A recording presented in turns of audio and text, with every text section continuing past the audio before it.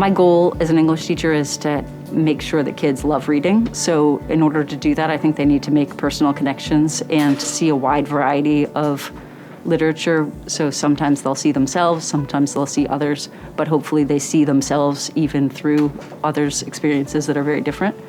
There's a real sense of instilling a love to read. And I think that love for reading turns into pleasure reading.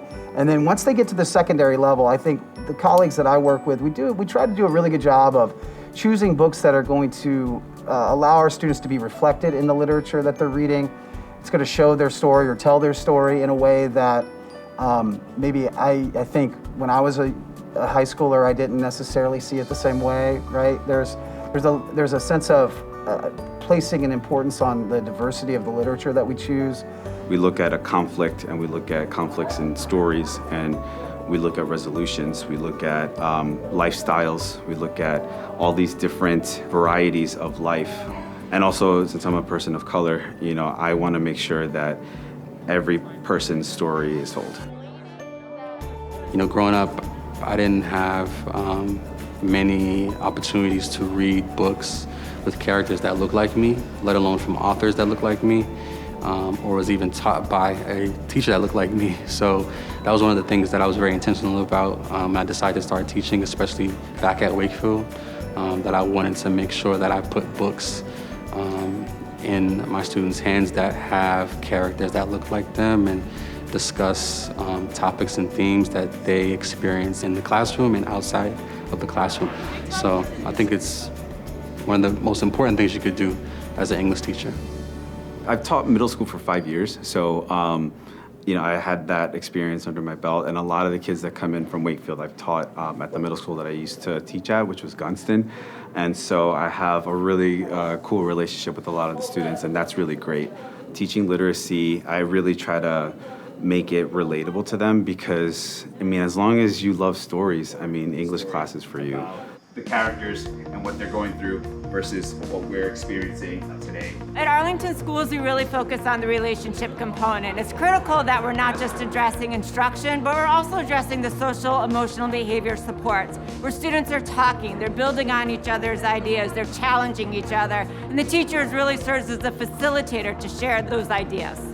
So right now, I just introduced their social awareness project, where they're going to work with their classmates in a group setting, group project, where they need to pick a social justice issue and create an action plan to bring attention to that issue here at Wakefield.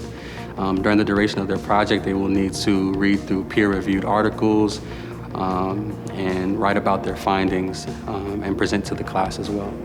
So this class in particular, it's called Language and Composition. We're constantly asking them to think about why does this choice matter to the message.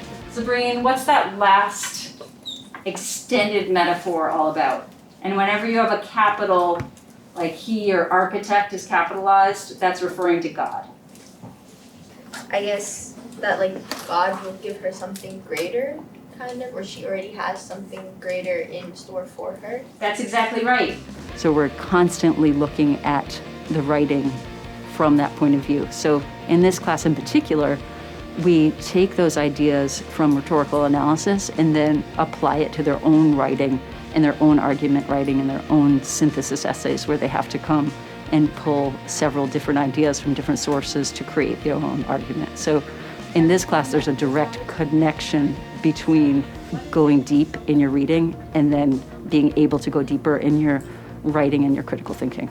Certainly, paramount is to kind of make things tiered such that they're pulling what they've learned previously into what they're learning next, and then understanding that there's a beyond, that it's not in a vacuum, there's a continuum to the learning, and to get them to recognize that there are relevancies. Right now our kids are reading Dante, and how can we take something that was produced 700 years ago for an entirely different audience than the one that we have here, and make it relevant, and also use that as an exemplar for producing effective writing on their own and for establishing their own connections to what they're accessing. One thing that I do is we have independent reading every day for about 15 to 20 minutes. They get to choose their own book. We spend a lot of time going to the library, and the librarians are great on helping students pick a text of their choice, and they journal off of that. So providing some time for them to have some independent learning.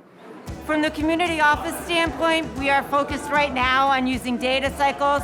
We're focused on performance-based assessments.